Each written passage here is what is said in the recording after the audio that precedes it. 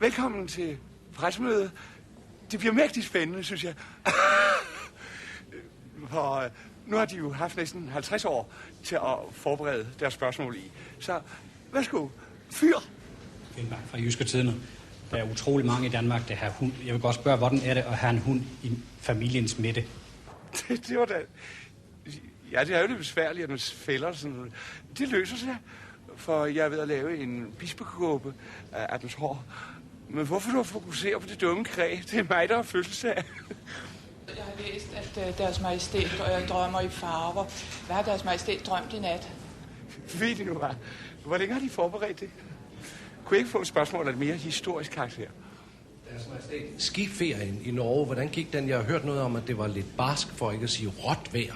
Nå, det kalder de historier. Det var da glimrende. Stram det nu an. Er der ingen, der vil spørge om fremtiden? Søren Folberg, Radio Olga. Hvordan bliver vejret på dagen? Sig mig, var de også dumme som barn? Spørg Voldborg, menneske. Næste. Nu får jeg garanteret den der med, om der ikke er et eller andet, jeg har fortrudt her i livet.